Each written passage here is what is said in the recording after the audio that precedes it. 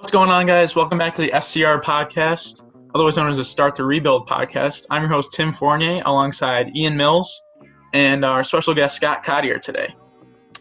Guys, I want to remind you guys to follow us on Instagram at Start the Rebuild. On Spotify, if you look up Start the Rebuild and either Tim's name or my own name, you can find that right away. Also, we link all of our podcasts onto both of our private Instagram accounts and also the Start the Rebuild account. Also, on YouTube, Start the Rebuild Pod, we actually post videos, all the clips, not just the audio, but the clips as well. So make sure to subscribe to those, share it, whatever you can helps us out. And without further ado, I'll let Scott let you guys know what we're doing today. All right, what's up, guys? First, big thanks to Tim and Ian for having me on. But we're going through a mock draft today, and we're each going to be simulating as the top executives and general managers of the teams drafting, and we're going to be rotating through. So Tim's going to be on the clock first as the Bengals, and then I'm going to be on as the Redskins, and Ian will be third with Detroit, and we're going to go cycle through that way, go through each pick for the whole first round, and give a little bit of analysis as well. Yeah, for sure. Just as a heads up, too, this isn't necessarily a predictive mock draft.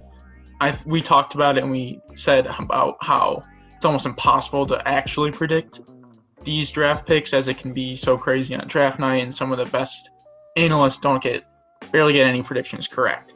So we decided we'd do instead what we would do in each of these GM's chairs, and we think that would be a little bit more informative. So with the first pick, Cincinnati Bengals, I will take Joe Burrow. Kind of beating a dead horse at this point. He's the consensus number one quarterback. As I said before in the first episode, he had arguably the best season a quarterback has ever had in college football, and I think that's about all we need to say. On to pick number 2. Great. For my money, I believe Chase Young is the best player in the country and arguably the best prospect we've seen in the last few years. Absolute beast at Ohio State the last few years. Double teamed, even triple teamed a lot of the time, Big Ten play. And I think he's the surefire best prospect in the draft. If each position were valued equally, I believe he'd be the number 1 pick. But Washington gets themselves a really nice edge rusher and a franchise player, goes back to his home in the DC area. So I think that's a big pickup for them. Continuing with defensive guys out of Ohio State. Losing Darius Slay, obviously trading him to the Eagles is a huge loss for that defense. But if it's time to move on, it's time to move on. Jeffrey Okudah, best corner, best DB in the draft. I think it's a no-brainer. Yeah, for sure. I think Isaiah Simmons is both in play there with the Lions. He's a little bit of a weird fit. He's a really versatile player. Tweener, yeah. Mm-hmm. I think he's also in play for the Giants at 4. I think he could be a really interesting piece. That being said, I think it'd be a more valuable pick for the Giants to take an offensive lineman to not only evaluate Daniel Jones, but also create a better environment for whoever ends up being the future at quarterback for the Giants. So with that being said, I'm going to take my number 1 offensive tackle, who I think is the most well-rounded of the top 3 to 4 guys, in Andrew Thomas.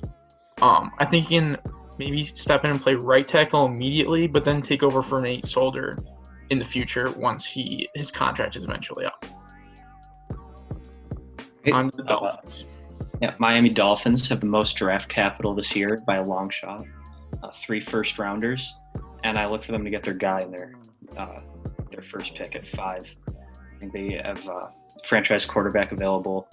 I believe has a higher ceiling than Burrow, but definitely a lower floor with injury concerns and that sort of deal. A lot of question marks with his health. There's rumors that he's throwing, and then there's rumors that he's not. Just very, very up in the air. But I think the upside is too big to pass up. And Brian Flores wants to start his rebuild with his guy, and I think they're going to go with Tua Tagovailoa.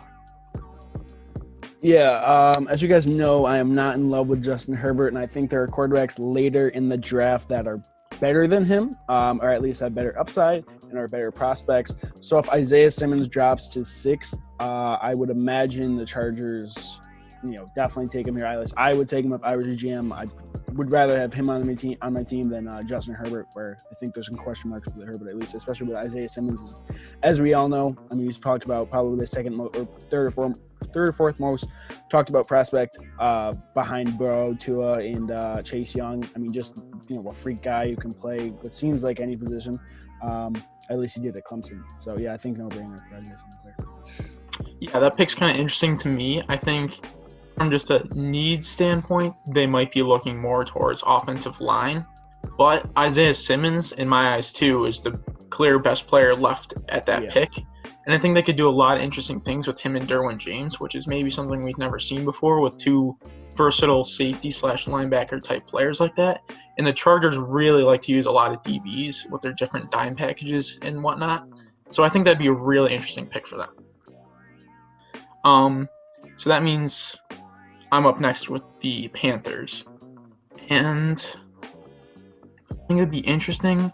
Maybe Derek Brown's in play. He's a really good run stuffer. Maybe Javon Kinlaw, whoever you value more. But in this scenario, the way the board has fell, I think their top target is probably Isaiah Simmons, so it's unfortunate that the Chargers take him there. But I think I'm actually going to turn to my number one receiver in Jerry Jeudy. I think the Panthers have a solid offensive line, and I think that could really help Teddy Bridgewater there in the future. Okay, up next, Arizona Cardinals at number 8. The Cliff Kingsbury era got off to an interesting start with Kyler Murray, and they put up some good numbers last year. So I think they're going to continue to fortify their offense. They have DeAndre Hopkins, so I think they're going to want a protector for Kyler Murray. So I think they're going to go with the second best tackle after Thomas and go with Mekhi Becton from Louisville. Super high upside guy, absolute monster.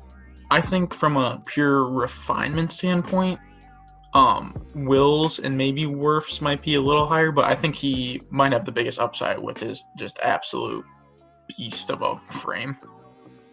With the Jags at 9, it's an interesting pick because we think here it's really at a point where they're really kind of starting this rebuild. As you see, I mean, they're shipping, it seems like, everyone out of the defense. So I mean, I don't know how sold they are on Gardner. I would expect him to at least be the starter for another year and go from there.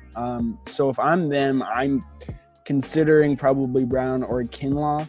And just strictly from a perspective of you might just flip a coin, prefer one or the other, I'd probably go Derek Brown here. Probably the best player left available. I mean, I think it's getting to a point where Doug Marrone, potentially his last year there, is just going to want to hone in on that defense more than anything, especially when they're losing. It seems like all their vets. For sure. So now with the Browns 10, I think it's not a secret that they're really looking for an offensive tackle here. It's a good year to need one. It's normally not a deep position in the draft, but compared to different years, this is a really good offensive tackle class. So here it comes down to between Tristan Wirfs from Iowa and Jedrick Wills from Alabama. I think Wirfs might have a little bit more upside because, as you saw at the Combine, he's an absolute freak of an athlete. But I think I'm actually going to take Jedrick Wills because I think from a technique standpoint, he's got a higher floor, and I think that's really what the Browns need right now. Right, so number 11, New York Jets. I think they still want to add weapons around Sam Darnold. They did win 6 out of their last 8 games last year, so a lot of Jets fans are optimistic about where their team's headed, and they think they're a few pieces away from getting to be competitive again in the AFC. And the AFC East is wide open this year, so they feel they're a few pieces away. So I think they're going to go with a high upside play here and go Henry Ruggs, fastest receiver in the draft. I think that could be a big pickup for them, as if they're healthy and they a lot of their free agent pieces from 2019 sort of mesh together, Le'Veon Bell, CJ Mosley, to name a few. I think they could definitely be a player in the AFC East. Yeah, so with the Raiders pick here, I expect them to try to find out if Derek Carr is their guy. And doing so, part of me doesn't love Colton Miller on the offensive line and is considering Tristan Wirfs, but I feel as if a bigger need for them, especially because he's still here, is I'd go with probably CeeDee Lamb. Just probably one of the best receivers in college football last year with Jalen Hurts, who we've seen has struggled with accuracy. I expect him to come in, be a day one starter and at least show John Gruden whether or not Derek Carr is their guy or not for the future. Yeah, so up next we have the 49ers. I think with Tristan Wirfs still being on the board, it'd be very interesting and very tempting to take him. With Joe Staley getting up in age, I think now that they've traded DeForest Buckner, it may seem as though it's kind of like not much of a gain if they take Javon Kinlaw here. I think that's what the average fan would think, that they're not getting much better. But in actuality, in terms of contracts and salary, to make that trade and then have a very good replacement on a cheap rookie deal for 5 years with that player option for the 5th year, I think they're going to take one of my favorite prospects in the entire draft, Javon Kinlaw from South Carolina. Yeah, and I think that's a good call when you talk about how the Buckner trade versus getting a new D tackle, but they're saving so much money and get five new years on that rookie deal, like you said, which is huge for a contender to then save a lot of money like that. Yeah, absolutely. They're going to have a lot of people to pay in the coming years. Nick Bosa to name one. But. Yeah, so now Buccaneers number 14. I'm sure you guys all saw the news today with Gronk. So that's big news for them. So I think they're going to continue to load up on offense and put more weapons around Brady, help Brady out, because I think they know that they have a 1, maybe 2 year window. So they're going to want to protect Brady and give him the best opportunity to succeed. So I think they're going to take not just the best player available, but a great fit for them too. So Tristan Wirfs, I think number 14 would be a good pick for them.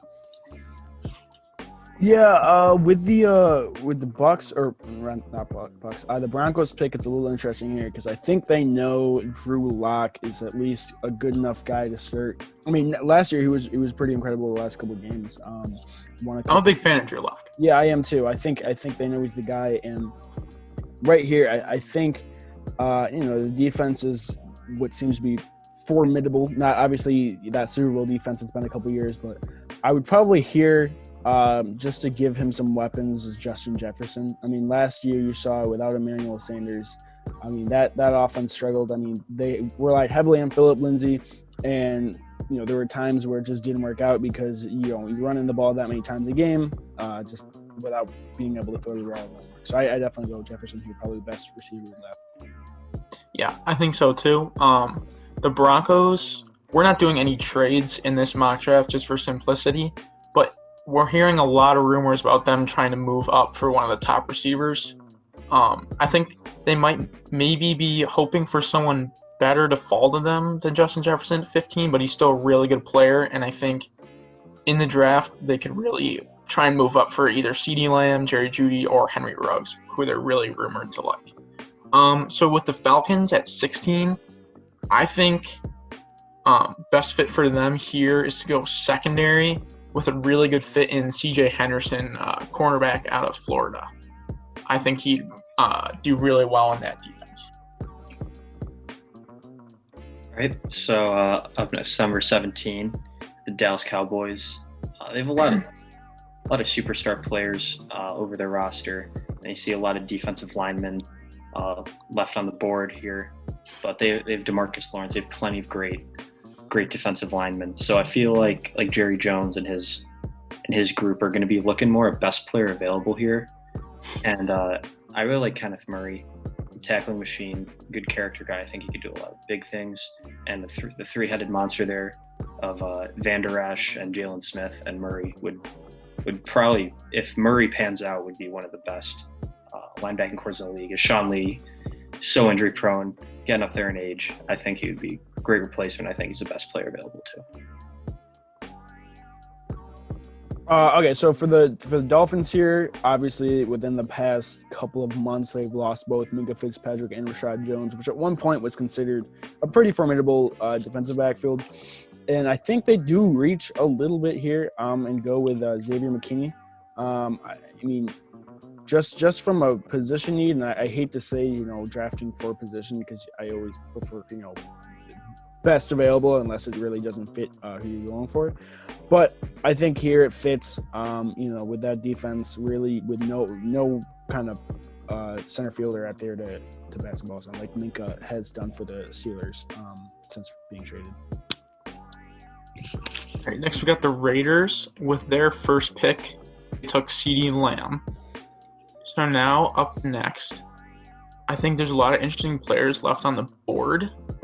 I think the best fit for them in this scenario is to go secondary once again and take Christian Fulton from LSU. I think he's the best corner on the board left.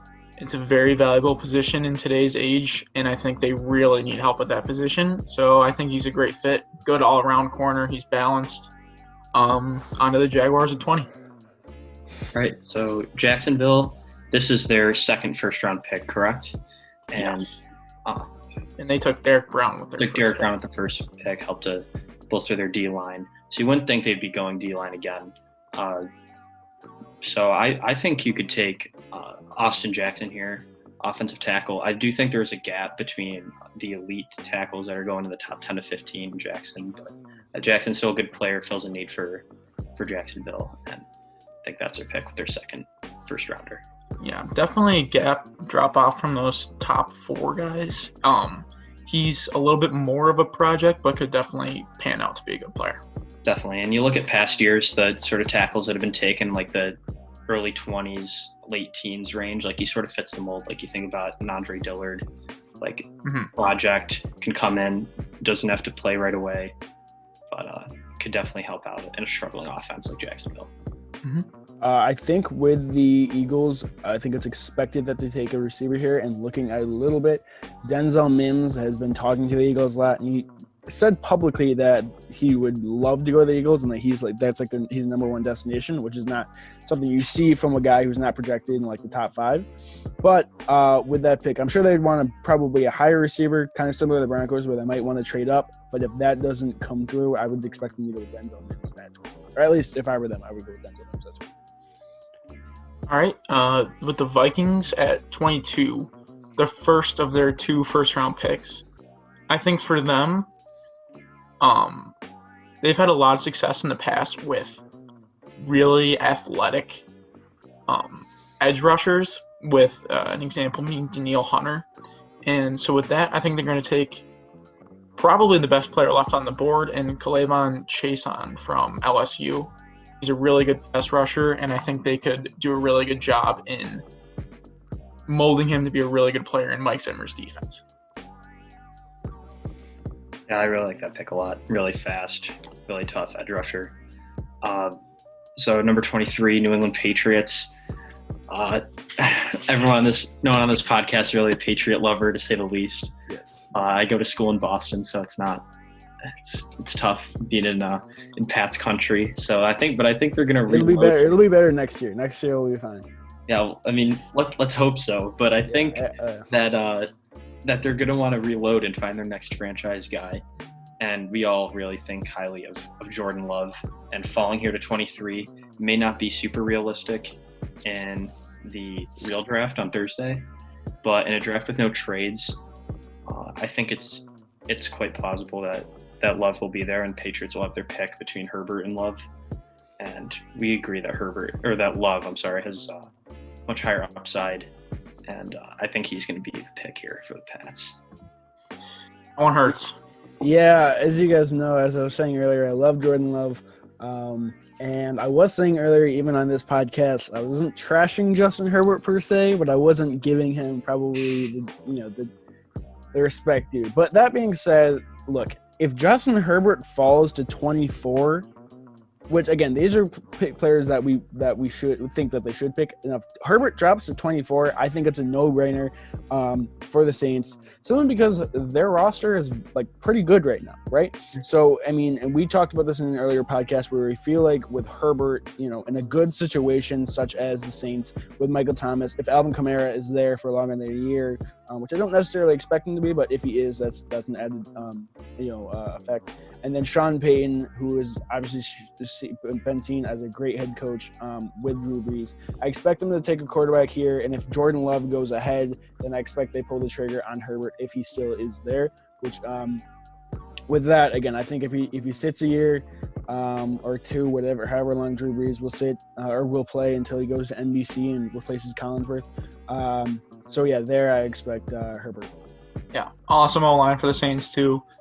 Probably the best offensive tackle combo in the league in Teron Armstead and Ryan Ramczyk, former Badger on Wisconsin.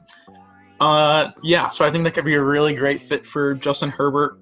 I don't think any of us particularly love him as a player, but we think he could potentially succeed in a great situation like that. So on to 25 with the Vikings. They have some really big needs in their secondary, specifically corner. So I'm going with one of my favorite players in the draft in Jalen Johnson from Utah. He's a really good, really competitive, really smart player, and I think he'd be a great fit in that defense. Right, number 26, Miami Dolphins. They're going to have their third first-rounder. Again, in a draft without trades, we don't know how realistic it is because it seems very likely that they're going to trade up into that top 3 for a quarterback. But at 26, I really love DeAndre Swift and how versatile he is. He may be a little bit of a reach as running backs. Running backs in the first round is becoming more and more uncommon. But I think he can do it all in the passing game, run between the tackles, outside. I think he's a total package. And I think having these 3 first-round picks allows the Dolphins to get their guy and get a really dynamic playmaker to go alongside Tua and Jordan Howard in the backfield. But they only give a 2-year deal too, so it's not like they're committed to him long-term. And I think their long-term option they can find is we saw Josh Jacobs go in the first round last year at 25, I believe it was, and that seemed to pan out at least first year. And so, and the Raiders didn't have the greatest line blocking for him either. Yeah, that's absolutely true. So I mean, I'm not thinking about it. So if at 27 for the Seahawks, we discussed this before we started recording, and we were saying that Trayvon Diggs, Stephon Diggs' brother, if he is there, it's almost a no-brainer for him, like those lengthy corners to go on the other side of Shaquille Griffin. Again, I mean, if he's there, I would obviously expect him just because from a fit or a scheme perspective, kind of a position need as well as one of the better players left available at 27. Yeah, that cover 3 scheme, those long corners, those kind of Richard Sherman long press zone corners are really what they're looking for in that scheme. He's an awesome fit. On to the Ravens at 28. This one's tough because they really, really need an inside linebacker. And Patrick Queen is still on the board, and he's one of the new age, really good cover linebackers. We could definitely see him going earlier in the draft than this. But with that being said, there's also Yetur Gross-Matos from Penn State, who's a really athletic pass rusher. So those are the 2 that I'm really looking at. Pass rush is definitely a need for the Ravens. They have Matt Judon on the franchise tag right now. So it's really tough between the 2. But I think I'm going to go Patrick Queen from LSU. I think he's a really good player. I think Ravens are definitely going to be looking both at Kenneth Murray, who was taken earlier in this draft, and Patrick Queen to be the next face at the middle linebacker position for the Ravens, which is a very famous position in Baltimore, and hopefully Patrick Queen can be the next great one there. Yeah, so 29, we have the Tennessee Titans. I'm going to go with a bit of a change up here. I think they could really use some weapons in the passing game to go along with to go along with Corey Davis, and A.J. Brown had a phenomenal rookie season last year, even with changing quarterbacks in those seasons, still put up numbers, especially with Ryan Tannehill. And after giving Tannehill that big deal, I think it'll be really important for the Titans to surround him with as many good weapons as possible. And we've seen T. Higgins drop so much over the past 2 months or so. Like we've seen him being slated in a lot of mocks in the top 10, or even the number one receiver off the board, and he's slipped so much. But I feel like this receiving class is so deep, it sort of does him a disservice. I feel like in a lot of other drafts, he would be seen as a top 3 in the class. His speed and his height definitely great assets, and you see how they did last year with a big receiver in A.J. Brown. So I think T. Higgins would be a great fit with Tennessee. I think T. Higgins has started to fall a little bit in mock drafts, but I think he's a great contested catch, big body receiver. Definitely. With the Packers here, it's a little interesting because wait one second. Oh, okay. Sorry. It's an interesting pick because right now, if Yetur Gross-Matos is available and Josh Jones is available, I like both of them, especially with Brian Bulaga retiring or leaving, I guess. But I think that defensive line, or I guess the ends, are pretty lackluster in Green Bay. So I'd probably go Yetur, partially best player available, depending on how you rank him and Epinesa, or Epinesa, however you pronounce it. But again, filling a position need and also somewhat of a best player available is never a bad way to go. So I'd probably go Matos there. So up next is the San Francisco 49ers. And this is an interesting pick, given that they have a very solid roster already. I think tackle is in play with Joe Staley getting older in age. But being said, I think for them, best player right now is probably A.J. Terrell for them. We saw him get a little bit in the national championship by Jamar Chase. But I still think he's a really good player. He was really dominant in ACC play last year. And I think a lot of people are down on him just because he got stacked up with one of the best receivers in the entire nation in the championship game when all eyes were on him. But he was in position a lot for those plays and just lost at the catch point, which is something you can't always predict. But I think he'd be a good player for the 49ers. I think it's also important to understand that the Niners will probably trade out of either the 13th or 31st spot. I mean, they're looking to trade down and get picks in the middle rounds. So I would expect one of those picks to probably not be there. Yeah, I think they're definitely looking at either Kinlaw or one of the top receivers with their first pick, but I could definitely see them trading out of first with their 31st pick. Yeah, for sure. I agree with that. Yeah. And then last pick of the first round, Kansas City Chiefs. Their offense seems pretty set. They have an identity, speed, and that's how they want to score, and they want to put up points in a hurry, put teams on their heels. And I believe the way their offense plays, you need a lot of really good, really like strong defensive backs that can play for the whole game because of how quickly they put up points and how much or how often they're in shootouts. And you look at a guy like Grant Delpit, safety at LSU. He was rated really highly at the beginning of the season as a top 5, top 10 prospect. Sort of fell off as the year went on. Kansas City does have Tyrann Mathieu on the back end. Did draft Juan Thornhill last year, I think the 4th round, and he turned into be a pretty good starter. But due to their playing style, and I really think Delpit's an outstanding athlete, really good on the back end for LSU this year, even though stock did fall. I think their nickel defense, dime defense that they're in most of the time is Mahomes and Tyreek can put up points in a hurry. I think that Delpit would be a great fit there. For sure. All right, so that is the entire first round. So just looking back on our results, here we have it. So first overall, as a recap, was Joe Burrow, quarterback from LSU. Second was Chase Young. Third, Jeffrey Okuda. Fourth, Giants take Andrew Thomas. Fifth, Dolphins take Tua. 6, Chargers take Isaiah Simmons. 7, Panthers take Jerry Jeudy. 8, Cardinals take Mekhi Becton. 9, Jaguars take Derek Brown. 10, Browns take Jedrick Wills. 11, Jets take Henry Ruggs. Raiders take CeeDee Lamb at 12. At 13, the 49ers take Javon Kinlaw. 14, Buccaneers take Tristan Wirfs. 15, Broncos take Justin Jefferson. 16, Falcons take CJ Henderson. 17, Cowboys take Kenneth Murray.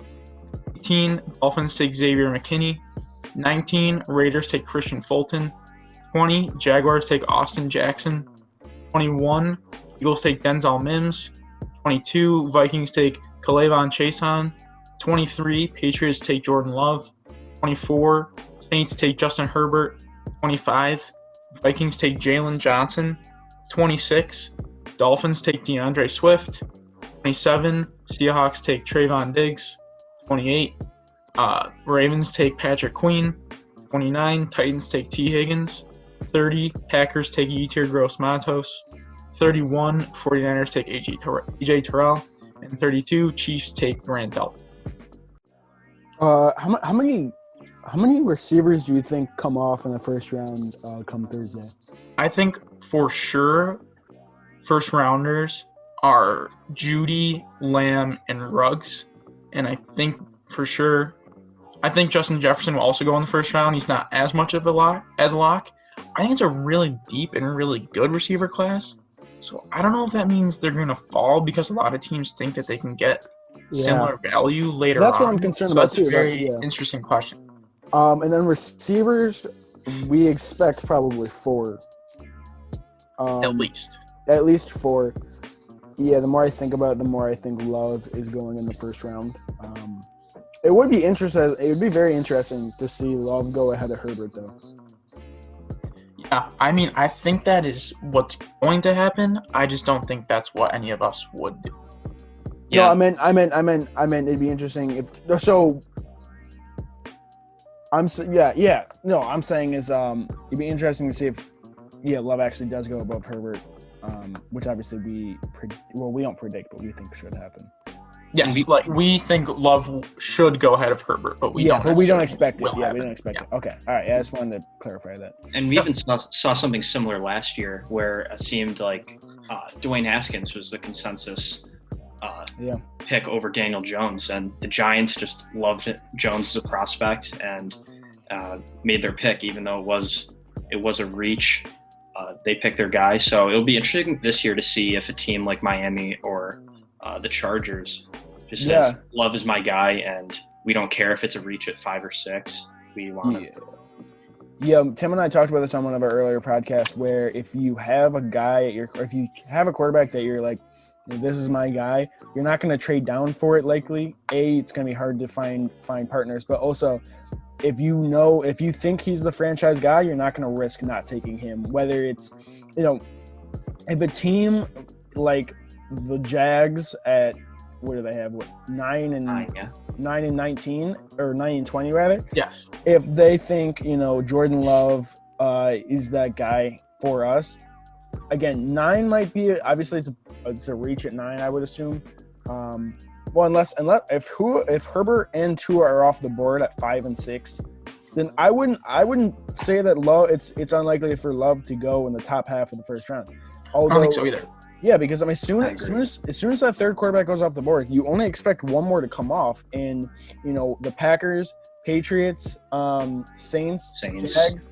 Raiders said that they aren't, but I wouldn't put a pass on the draft quarterback. There's multiple teams that are looking to get either a quarterback for the future or just an upgrade at a position. So I wouldn't rule out Love going at 9 to the Jags come draft day. And obviously we just did the first round today, but if this is the way the board falls on day 2, some prospects just to really keep your eye on would be Josh Jones, offensive tackle from Houston. I think he'd definitely be the best offensive lineman left. I think he's a really good pass protector. Couple guys from Wisconsin. Jonathan Taylor, running back, is a really good player. I think he could have a really big impact in the NFL.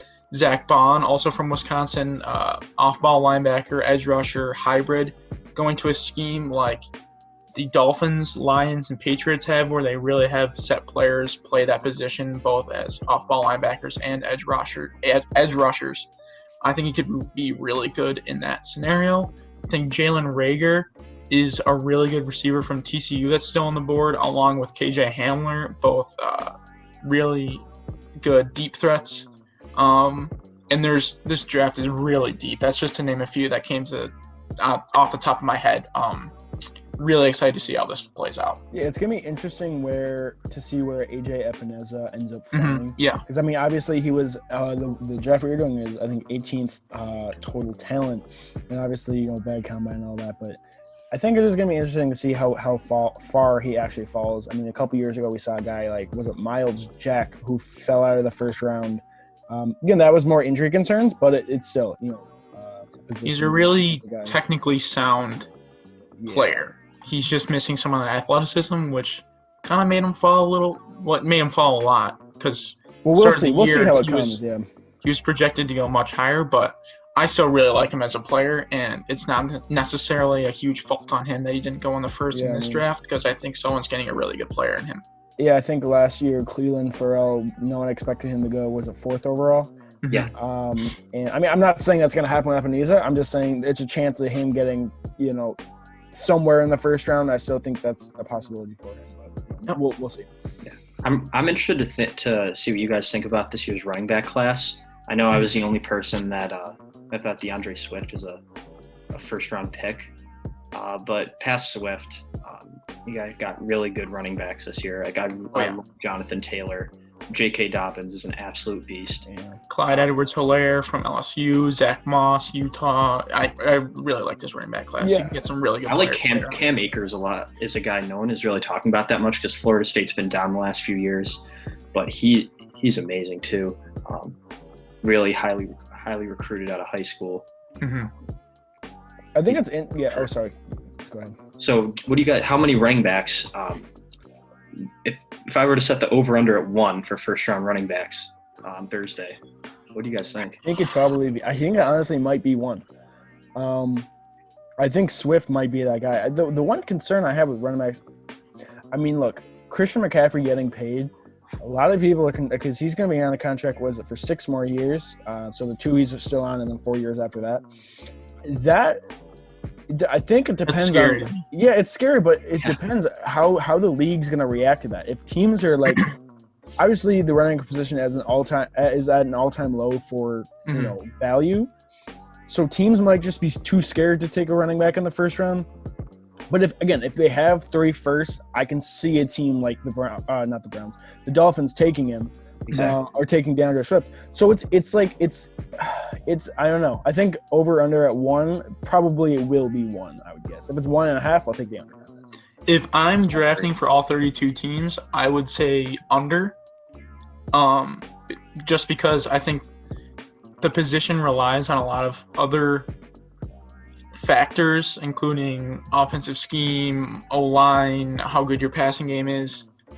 I still think there's some really good running backs in this class that I'd love to take in the second. The interesting thing about taking a running back in the first, though, is it has some added value because you get the 5th-year option. Yeah, exactly. Granted, a lot of running backs are holding out ahead of that now, so I don't know how much it helps. Also, it's going to be. I mean, it gets to a point where it's like, let's say these guys at their 5th-year option will be 26, 27. At that point, you might consider drafting another running back in the 3rd round. Right. With that same scheme, and they might do just as well. I also think that's important to notice how important a catching or receiving back is. Mm-hmm. Showing how versatile Christian McCaffrey is. But also a guy like last year when Jalen Hurd, who was at was Oklahoma State? Baylor. No, okay, sorry. Well, he was at Baylor. He was at Baylor as a receiver, but before that, I believe he was at Tennessee. Texas, or was it Tennessee? Okay, I know it was something orange, as a running back, and then moved as to receiver. So I think it's interesting how if this draft 0 running backs go off the board, how that position will actually be valued even less than it is now. Yeah. All right. So unless you guys have anything else to talk about, I think that's all we have for today. Just a heads up, this is all, if you're listening to this on Spotify, there's a lot more of a visual aspect on the YouTube channel. Make sure to follow us there and on Spotify, as we said in the beginning. Thanks to both of you guys for jumping on and making this. So thanks for listening, guys. Yep. Thanks, guys. See you. Thank you.